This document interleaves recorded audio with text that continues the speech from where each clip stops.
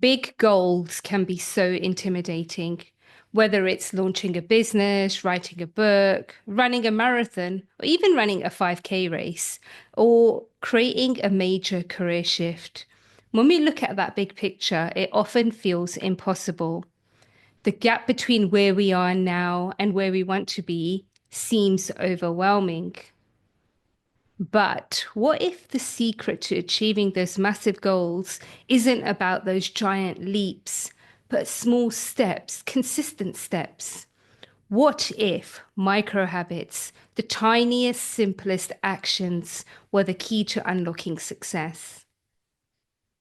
I know from my own journey, when I've tried to do something so big, it's felt out of reach. But that old saying of eating the elephant in chunks or in pieces is what helps us overcome that big goal that we're chasing. So in my own life and even the people I work with, it's those small steps that suddenly you wake up one day and you realize that, oh, I've hit my goal, or I'm 50% towards my goal, or I've ended up losing weight when I thought I couldn't because I've done those extra bits of consistent actions, micro habits. In today's episode, we're going to explore how micro habits can help us reach our goals that we never thought would be possible. How can this new awareness shift the way we dream? How can tiny daily actions rewire our brain and set us up for that breakthrough success? To really help us break this down, I am joined by Sabine Karunanithy, an expert in behavioral psychology and habit formation. She is an HR expert, having worked in the field supporting companies globally. Today, Sabina offers self awareness trainings to individuals and organizations. She will share insights on how to use micro habits strategically and turn impossible goals into inevitable successes. I love that. Sabina, I am so excited to have you here today. So, welcome on the You Got This podcast. Thank you so much, Monica. Thank you for inviting me. I'm very happy to be here with you today, and I'm very much looking forward to this very important topic that we're about to discuss now. For sure. And I follow you on LinkedIn. You create amazing content supporting us, your people who follow you, people of the general public, to really shift the narrative of who they are and what they want to be. And I think that's so powerful. That's what encouraged me to invite you on today's podcast. So let's dive right into this. When I think of goals, I've spoken about it in my opening words. It does feel overwhelming, and it would be really good to understand why do we as human beings struggle to take that action towards those big goals? That's a very good question, and I believe that almost everybody has encountered this feeling that on the one hand, we want to strive for the very big things. We want to be successful, we want to make a lot of money, we want to be happy and healthy. We have goals on so many different levels of our identity. And yet, most of the time, these goals are at least immediately not necessarily attainable. And one of the reasons is that our brain is still structured in a way that we just want to survive. Survival is directly related and connected to the need to save energy for those moments where we will really need it, being fight or flight moments where it is really about saving our lives. So everything that is not connected to directly making sure that we are surviving is not necessary in the perception of our so-called reptilian brain. So it takes a little bit more convincing from our insides to say, okay, you know what? This is not directly related to my survival, but I still want to do this. So this is where this immediate first hurdle is coming from, where we need to really push ourselves to do something that requires a little bit of effort and requires a little bit of energy. This is where most of us have the tendency to just stay in the so-called beloved comfort zone because we know it's going to work anyways. I'm going to be fine anyways. It's not like I'm really struggling right now. It's not like I'm really missing anything. So I can just keep things the way that they are.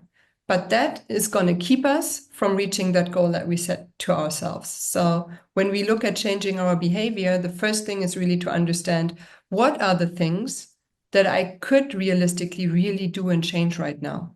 And it won't be the big things, it won't be the big steps, but it will be the small things, the small steps that I can take. That's really powerful because you can imagine like people who stick to the status quo, but then complain that their lives aren't the way they are. They're okay, they're mediocre. But because they don't want to take the action, they don't want to move towards that goal, that's where the challenge happens, isn't it? Exactly. It really is because most of the time we really do look at, for example, I am an accountant right now, today, and I want to become the CFO. Now, there is a lot of work, there is a lot of time, and there are a lot of steps between being the accountant and becoming the CFO. So instead of dreaming of becoming that CFO, and really I'm choosing the word dreaming because oftentimes it doesn't get beyond dreaming. It's just dreaming to become that, but I'm not really acting towards it. So instead of just dreaming about that, I need to become aware what all is necessary to become the CFO. I won't get that promotion tomorrow, but what can I do to get me closer and closer and closer to become that CFO? So it might start with, for example, another certification that I need to do in accounting, probably the next level certification. What is the smallest step that I can take to get that certification? Well, it really starts with, for example, research. I need to understand which is the most valuable certification. I do that. And then it's the next step. I've done the research. Now I need to understand when I apply for this certification, what are the next steps? How much time do I need to put in? How long is it going to take me? And like this, we can actually create a real journey that might take us eventually to become the CFO. But it takes time, it takes effort, and it takes patience. That's so true. Sabina, I think you've just given an accountant a bit of a career coaching session there, or at least a few tips on how they can take their career forward. So that's amazing. Um, Procrastination. It's so easy to sit on the couch and not go to the gym. It's so easy to not attend that training session. What is the whole psychology behind this? Why do we do this? How can we deal with it, so to speak? Yeah, and it does really go back to our intense need of really being comfortable. And also, what comes into this is to be safe. That goes back into this part of our brain, which is called the reptilian brain, which just really makes us aware of the fact that our number one goal is to survive. So, this is why I prefer spaces that are safe for me, where I know there is no immediate threat and I can just stay here and relax because I know nothing will happen to me. Mm. So whenever I want to try something new, for example, if I want to go to the gym for the very first time, it's an unknown territory, literally. So, for example, it could even start with me having to get into the car and drive there. That in itself could be a threat, right? There could be a traffic accident. Anything could happen on the way getting to the gym. Then I'm entering the gym and I haven't been there. I don't know where things are. I could get lost. I could go to the wrong people. I could use the wrong instruments, for example. I could get hurt, right, by making the wrong movements. So obviously, we don't sketch it like that in our brains. We won't think that a trip to the gym would be a life-threatening experience. But in the end, these are reasons why we are not taking on new challenges most of the time because we don't know whether they are going to be a good experience for us or not. Plus, what also goes into this is the actual effort. In your example, I have to get up from the sofa. Oh, but it's so nice and comfortable right now. And oh, you know what? Right now, it's actually my favorite series that's playing right there. I can just finish the episode. And then maybe after that episode is finished, oh my God, it just ended on such an exciting note. I have to watch the next episode.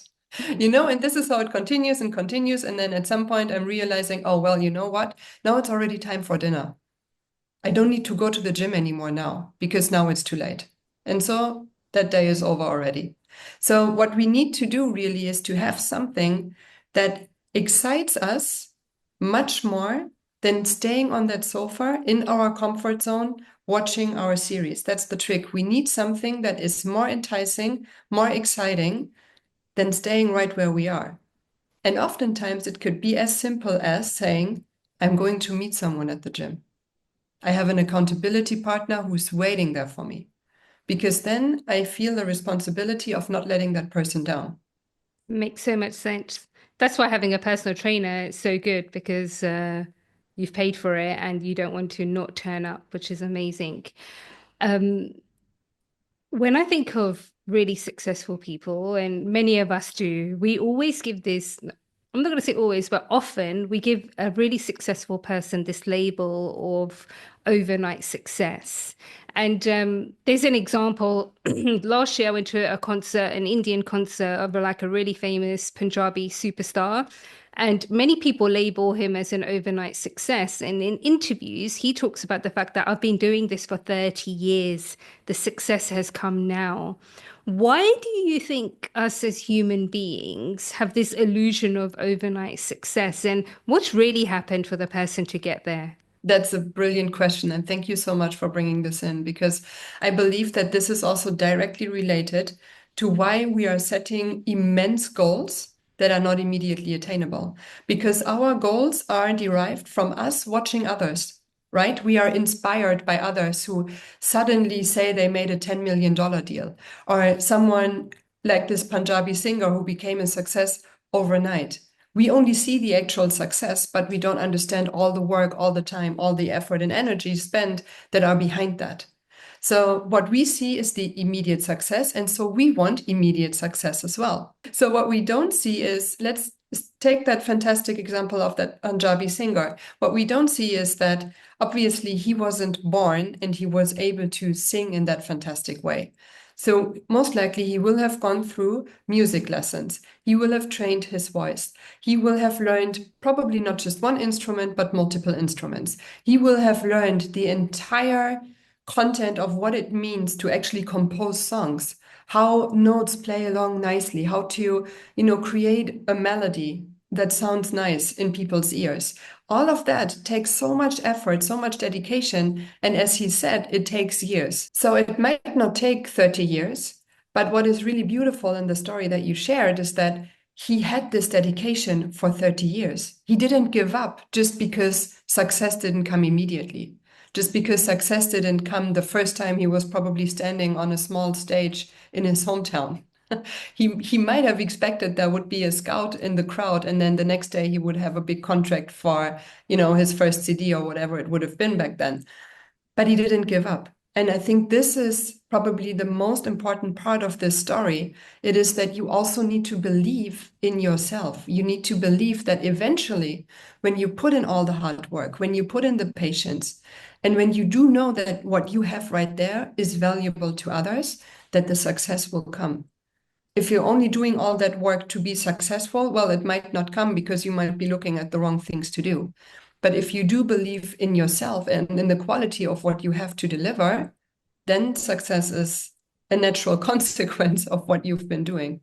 Amazing. I love that. I love that approach that you just shared and that inspiring angle as well, because it's the not giving up that um, is so important, especially if we believe in what we're doing and what we want to achieve.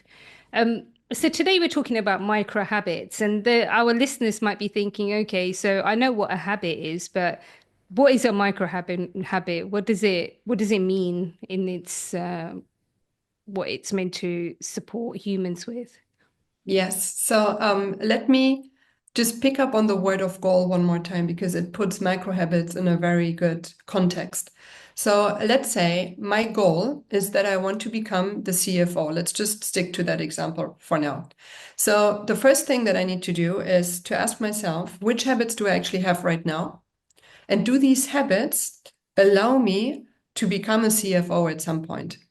And most of the time, you will actually understand, oh, I probably do not have all the habits that I need, or I might even have habits that might prevent me from taking the next step in my career. For example, I might have habits like sitting on the sofa and watching one episode after the other, whereas I could also build a different habit, which would be I am sitting down at home and I'm spending 1 hour learning about the next best certificate to take in accounting, or to actually learning new methods or the next difficult stage when it comes to accounting. Now, I'm sorry, I don't have the right terms here, but I'm sure that you know what I mean. So it is really about building the habits that actually lead to that goal.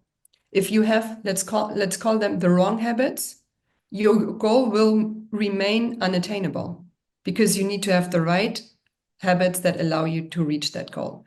So now when we look at habits, oftentimes it's things that we are not even aware of, consciously aware of. It's things that we do unconsciously. The most famous example here is brushing my teeth, right? At some point when we are not kids anymore and when our parents don't help us anymore to brush our teeth, it becomes an unconscious habit. We go into the bathroom, we put the paste on the toothbrush. The latest, when we put the toothbrush into our mouth, we don't tell our hands anymore how to move. And we also don't, we don't remember when to spit, but we just do that subconsciously because it's so automated. Until a habit gets to that stage that it's really automated, it takes a long time, which is also where this persistence is very important. We need to stick to a habit if we really want to make it automated. Now, because people are such creatures of habit, and because it is very comfortable for us to stick to the things that we are already doing for the reasons we spoke about earlier, it is difficult for us to actually install a new habit. And this is where micro habits come in. Because we don't want to start, let's say, with the habit of, as you said it actually in the introduction of this wonderful podcast, we won't get up and we say, from tomorrow onwards, I'm going to run 5K every morning. Even though up until today, I'm not even taking walks in the morning. So it's not possible for me. It's not realistic for me to say, from tomorrow onwards, I'm going to do something big and I'm making a habit out of it immediately. But what I can do is to start with a micro habit, with something that is realistic and with something where I also know, because I know myself quite well, right? I also know, okay, this is something I'm actually going to do. This is likely to do. So I will start with a walk. I will start to say, I'm going to take a 10-minute walk every morning. That doesn't sound very threatening or difficult, right? Getting up for a 10-minute walk, that's nice. It doesn't take too much time, doesn't take too much energy. I can do that.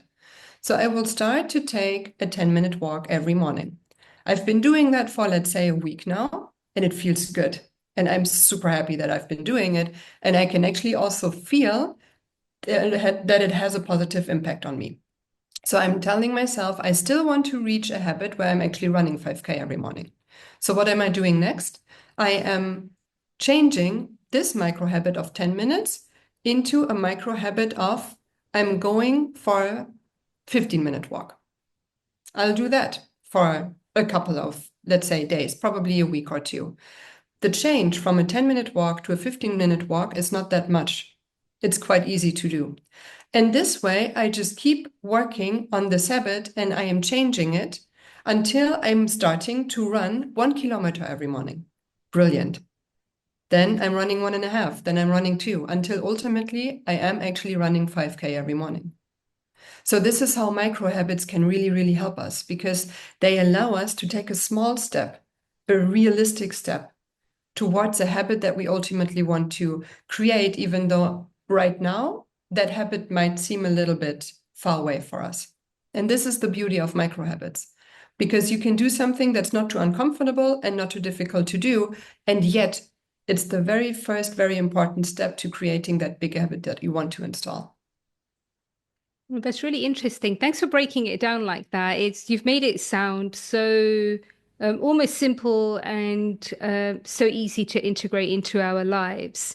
As you know, Sabina, for me and my audience, like it's really important to uh, look at the evidence and the science behind this. And, one of the books I read during COVID was Atomic Habits by James Clear. And for me, that was like a game changer book because it is about creating habits and putting the right processes and right systems into place. When it comes to the science of our actions and behaviors, what is the proof about this concept and principle? Okay, so this is actually one of my favorite bits and pieces. So when you look at the brain, we have pathways in the brain that actually are dedicated to every behavior that we do, to every piece of knowledge that we have saved in our brain. Now, habits are actions that are based on neurons that are firing the same way every single time that we do this. And they are firing down a very dedicated pathway only for this activity. This is my habit. Now, when I want to start a new habit, that actually means I have to crave a new pathway in my brain to allow neurons to go that way instead of another way. And this is why starting a new habit is so difficult. Because when the neurons have to go down a new pathway, that is connected to a lot more effort and energy because I actively have to tell my conscious awareness, I am doing this now. A part or opposite of the subconscious habit that just runs automatically by itself. I don't have to tell my awareness, you have to do this now, because basically my brain already knows, okay, this is what we do, this is our routine, this is our habit. It's easy, it's energy saving, and this is my go-to, my subconscious go-to. Now, creating this new habit is a lot more effort until, and this is the beauty, until I have craved this pathway so many times that this is the new go-to for my neurons. So when I repeat a habit over and over and over again, it gets easier and easier and easier for me to do this simply because it's the new normal for my brain, the new modus operandi that after some time I don't have to tell myself in my awareness, you have to do this now instead of that. What is happening simultaneously is that when I am starting this new habit and I'm using that pathway instead of the other one starts to literally be unused and to close down. So my brain is realizing at some point, oh, we don't need this pathway anymore. This is great because now we can occupy this space for something else. Because what many people don't know is that in the end, our brain is a competitive space. Obviously, right? We can't store every information. We can't store every habit in our brain. So our brain is competitive. If there is something that our brain doesn't need any longer, it's going to use that space for something new. It's the same for learning a language, for example. If you learn a language in school, you are starting to have that pathway in your brain to be used to the sound of that language, for example. You are being used to pronouncing new words. You learn how to use that language, and it's getting easier and easier the more you do that. If, however, you then move into a different country and you don't use that language anymore, that pathway is used less and less, which causes that we are starting to forget vocabulary. Then we're starting to forget to understand how it's actually what is being said. So we start to not understand the language anymore. If there is too much time that's passing, worst case, we will have forgotten everything about that language, simply because that space in our brain has now been used for something else.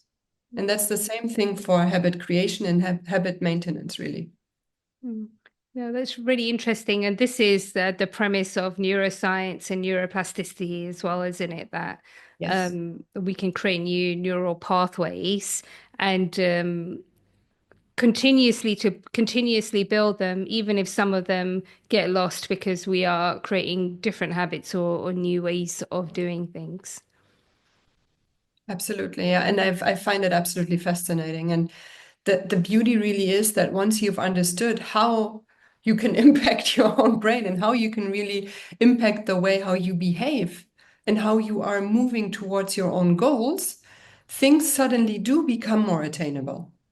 So now, once you have established this micro habit, once you've established a new habit and you can see the progress that you're making towards your goal, you are starting to really believe in your own capabilities a lot more, which then again motivates you to build yet again more habits, let's say more knowledge that you need to attain that goal. And then you will have attained the goal, which is so satisfactory. And then, of course, because we are humans and we also want to be happy and we want to strive for more, once we have seen that we can achieve things, we will have the next goal. And by this point, we will have understood how to get there.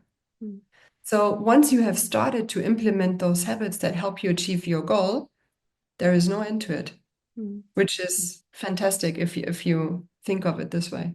Yeah. No, I love it. I love it. I love this notion of we take the action and we take the committed, consistent action. And when we see the results, that feeling of struggling, that feeling of not being able to attain. But when we have that spark, when we see that shift, it can really transform our lives.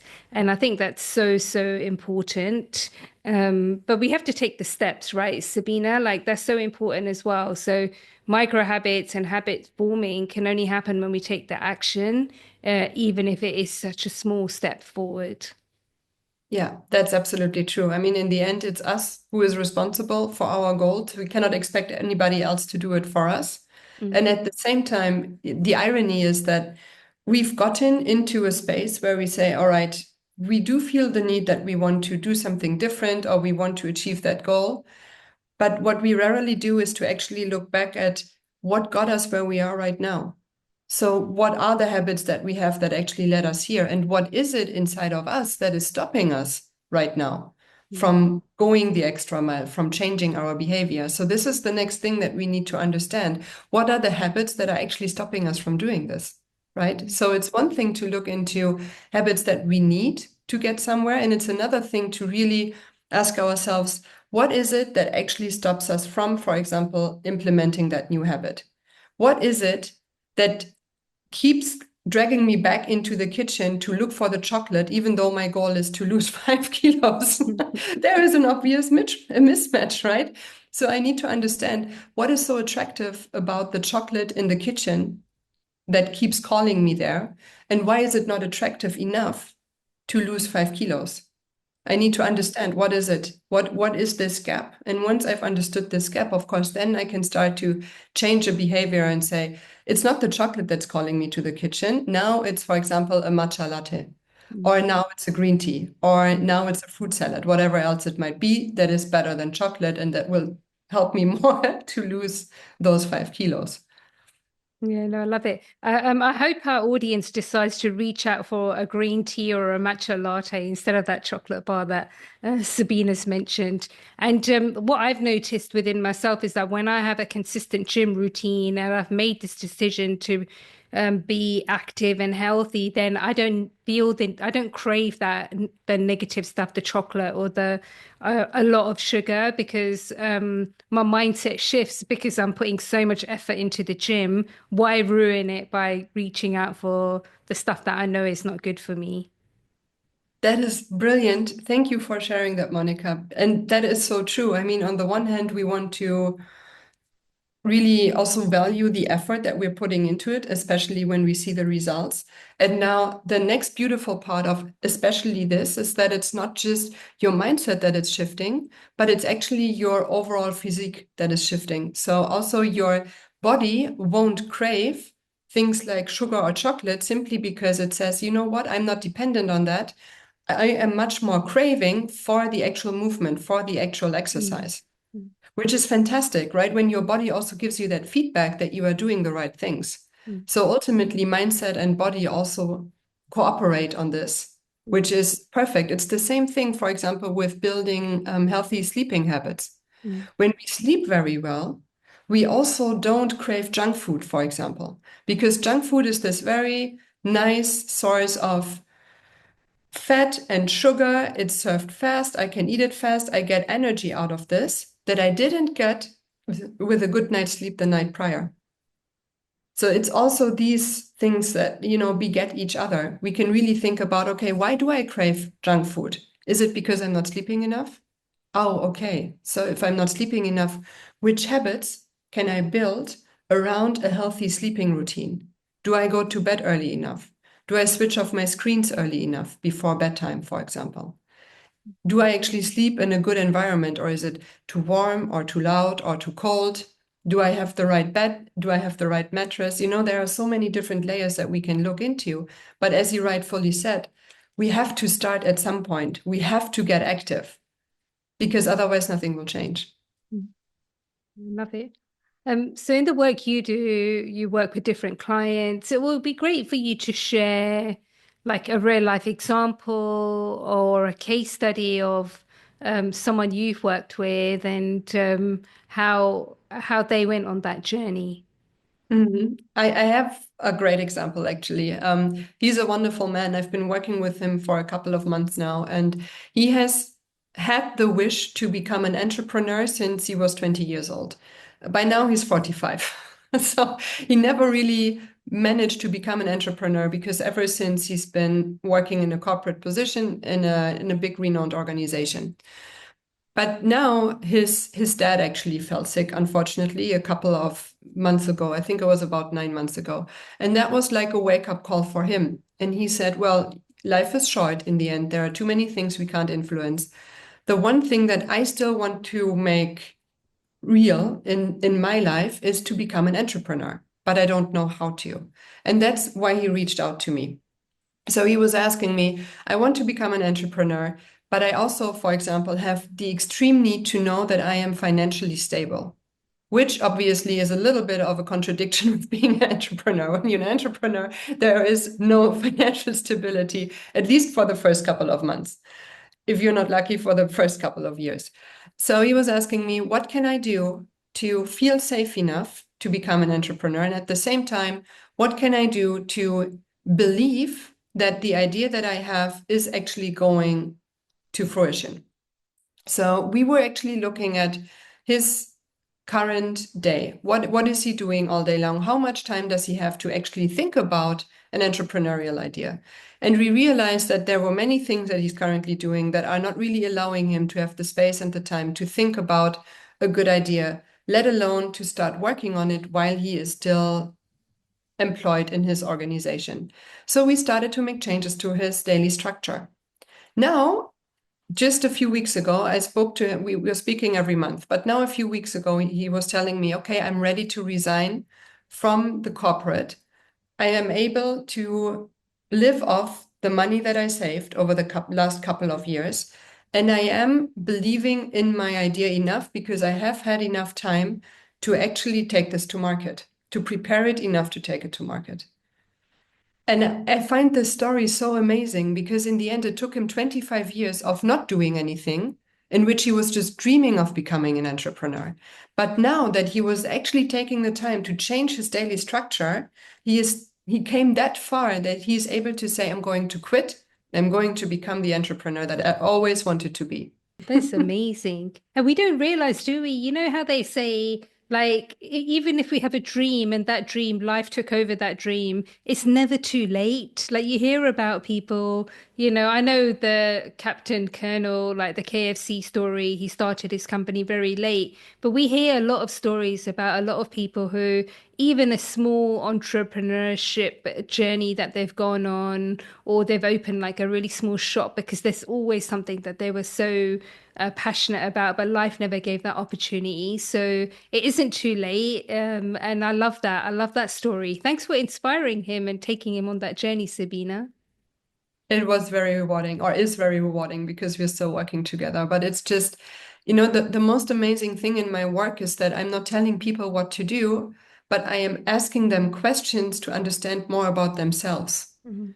I don't know enough about them to tell them which habits would be the right ones for them because it always depends on your individual daily structure. It depends on your ecology, meaning the people who are around you, the work that you're doing, everything else. But just helping people to really understand what they can do for themselves and where they can get started is such an amazing work. Everything they do is on their own account, and I'm just helping by asking the right questions and helping people to really understand, oh, okay, this is the easiest thing that I can do, and yet it can lead to something so big. The power of coaching. Yes, the power of coaching, absolutely. What I would love to hear from you and to share with the You Got This podcast listeners is like, how can I implement micro habits effectively in my life, no matter what that goal is? So, is there like a recipe or an approach that we can take that we can then say, oh, that makes sense, I'll take it forward? Yeah. So the very first thing that I can really absolutely recommend is to become aware of the current situation, right? It's one thing to dream up any habits that might be absolutely great right now to have, but it's another thing to understand, where am I right now? What are the current habits that I actually have? Because as we discussed earlier, many of the habits we have are probably not even conscious. So one thing that is a great thing to do is to take an evening. an hour in the evening and really just consider, okay, what have I been doing all day long? Starting from the very moment I'm waking up in the morning. How do I wake up in the morning? For example, am I actually setting an alarm or am I not? Am I getting up at the same time every morning or is it a different time? What does it depend on that actually makes me get up out of bed? Do I hit the snooze button 3 times or do I get up straight? And what do I do next? Do I have my running shoes next to my bed so I just get straight into those and I start to go out for a run? Or do I have a morning coffee first? I sit at my breakfast table for some time and then I'm slowly starting my routine. Writing down all of those things is a very great first step to actually become aware of my day looks like. And most likely there will be a few things already where you will be thinking, oh, I'm doing that, but is it actually the ideal thing? And with that thought coming up, those would be the first areas to look at. So instead of doing that, what could I replace that with that would serve me better? And then when I identified that area, think about the smallest attractive change that I can make. So as we had it before, instead of saying, oh, I like the idea of putting my running shoes next to my bed. Okay, let's do that. My new habit is that in the evening, I'm putting my running shoes next to my bed. So when I get up the next morning, I see them and it sparks the idea of, okay, I have to go for a run. I might not be ready for that yet. So for the first few days, I'm just putting my shoes there as a reminder of, I want to go running at some point. Then I am starting with the morning walks, like we discussed earlier. So it's things like these. Start very small, but start based on the habits you have at this moment. And just start to identify what is the first thing that I'd like to change. And when you've changed the first thing, take a look back at your new routine and identify the next thing that you would like to change. And like that, then see how these changes really affect the everyday life that you're having. How do we deal with that little voice in our heads that's resisting these kinds of things? That little voice is always there. But in the end, it's also about telling this little voice what would be the outcome of really changing that habit. So, for example, if I would be saying in the morning, I am not going to exercise, I know what the outcome is. The outcome is that I stay who I am right now. For example, I stay that person who wants to lose those 5 kilos and they're just not going away. What would happen if I would put on those shoes and I would go for a run? I would lose those 5K. How would I, or 5 kilos? How would I feel about losing those 5 kilos? Oh, wow, I would be really, really happy. I would be super satisfied. I would be able to wear that dress again. I would be healthier as well. So when it's not enough for me to self-talk to myself and say, okay, this is what the outcome would be, take some visual aids, for example. There might have been a time in your life where you didn't have those 5 kilos on your hips. Take out an old photo and put that on the wall or put that into your running shoes, for example. So every morning you get up, you don't just see the shoes, but you also see that photo. Then take that photo in your hand and look at it. Probably that's now enough incentive for you to put on those shoes and to go out. If that's still not enough, see if you can find an accountability partner. Maybe there is someone out there who can give you a call in the morning and say, hey, Monica, it's time for you to take that morning walk, which is great because you don't want to answer on the phone to that person, oh, no, I'm too lazy today. Because both of you know that that's exactly the outcome that you want to avoid. Or ideally, you have somebody, your husband, for example, who would say, you know what, Monica, let's go do it together. Both of us are right now going out for that morning walk or ultimately for that morning run. It's things like these that you can utilize. For people who love to be on their phones, there are multiple apps. I can send you a few, Monica, that you can share with the audience later. Those can be utilized as well. So there are many different ways of how we can help ourselves to start implementing that habit.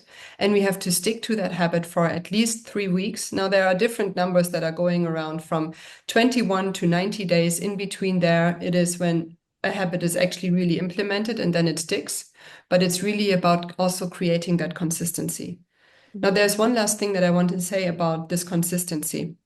We are all still humans, which is very understandable. We all have days that are worse than other days. And it's okay if we don't follow through on that one day. But what is so extremely important is to continue the day after. Don't let it slip because you had one bad day. Don't tell yourself, oh no, I didn't do it now. It's never going to work. That's not the case. One day is fine, but pick it up the next day and then try again to stay consistent. Mm. Yeah, no, I love that. Um, it's like James Clear says, miss one day, don't miss two. So, Yes. and I think that's really important. And I love that you use the morning walks because I do morning walks and I've been doing them for a long time now, and it is automatic. I mean, yesterday the air quality was so bad I couldn't go out. It was purple. So I don't think that's it. That was the safe thing to do. But the point is that when it becomes automatic, you know your body needs it anyway. It's like your body's telling you, let's go for a walk. Your mind doesn't even get involved in the process. So that is really, really, really important as well. And I love that you talked about like don't beat yourself up about it. Like we have to be kind to ourselves, and like if there's something really deep inside that's saying, actually, I can't do this today, I don't want to, versus I'm not doing it because I'm being lazy. It's very different, right? We have to really understand ourselves. And that's what emotional intelligence is all about. It's like self-awareness. How well do I know myself about why I'm doing what I'm doing and why I'm not doing what I should be doing? So it's having that conversation with ourselves. And you said that effectively when we speak to that little voice in our heads and how we try to listen and at the same time ignore it, which is really important. Yeah, that is true. There is one thing very, very important of what you just said, Monica, which is what should I do? So, should oftentimes implies that it is from somewhere else, from the outside, something that tells you that you have to do this. So, specifically around habits, and I'm so grateful you just brought that up because that's such an important piece. When it comes to habits, it's all about things that you find useful for yourself. Don't look at a habit to install it because somebody else tells you you should be doing that.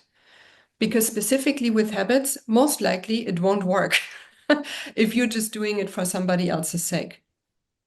If somebody, for example, tells you, oh, Monica, you should start to eat salad twice a day, the intention obviously is to help you to become more healthy, right?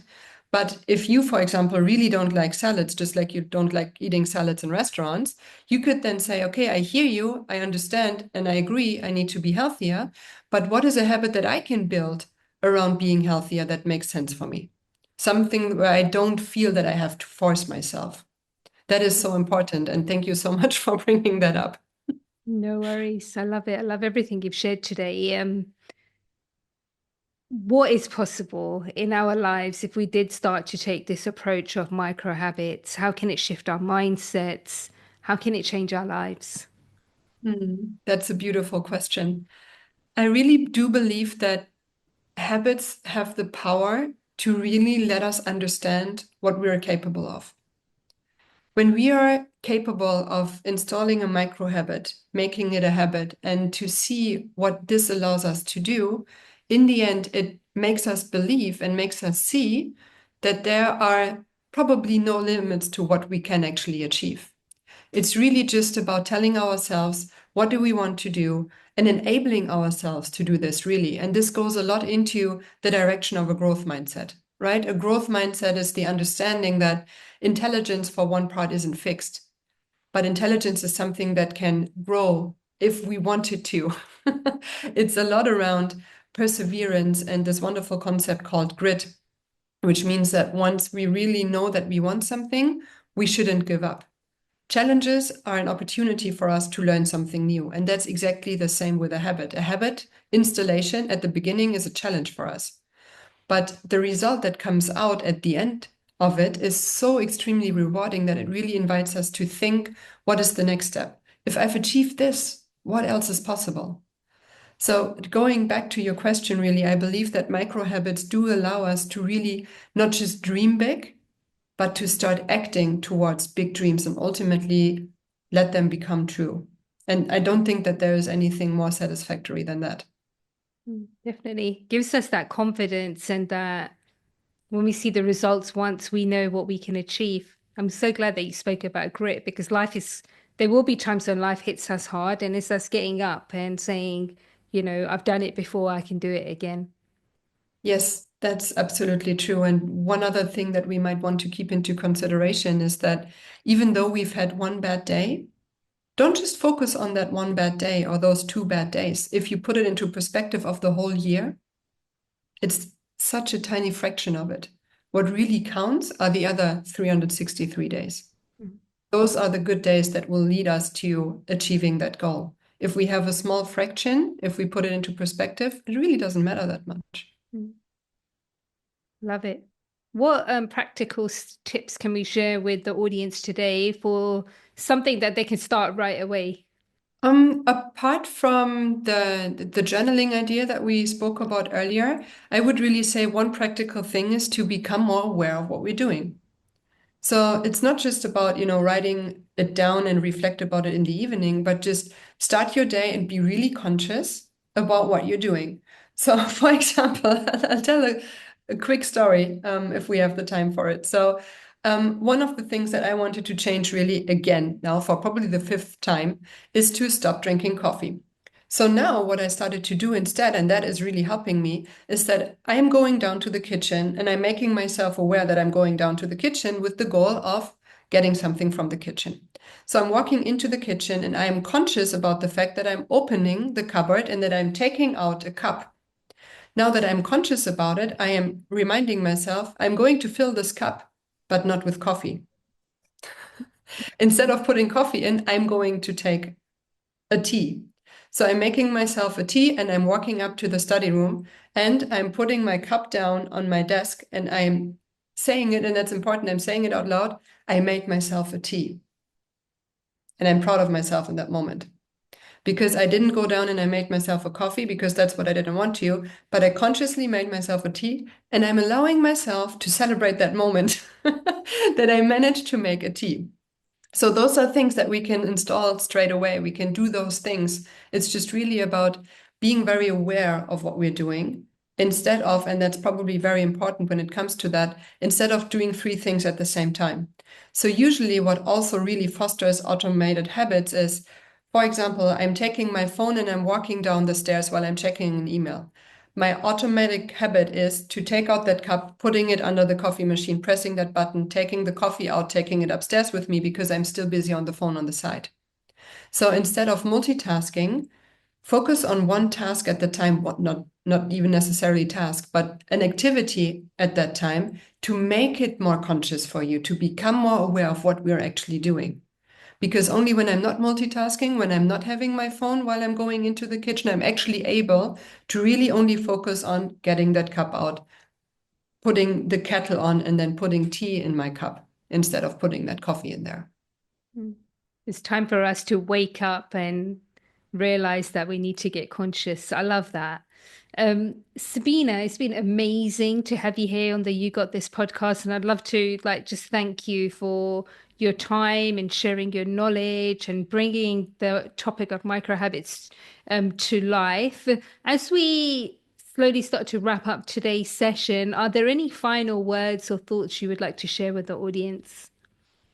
Yes, apart from the fact that I absolutely loved our conversation, Monica, this was amazing. I always feel I also learn something new when I'm speaking with you. The one thing that I want to share with with everyone in the audience today is that there is nothing that you can't change.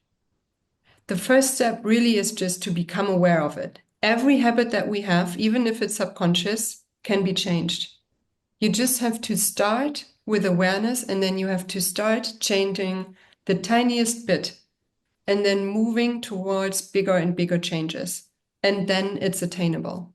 So don't shy away from thinking that, oh, I can't change this because I've done this all my life. Just because you've done it all your life doesn't mean that you can't do it differently starting today.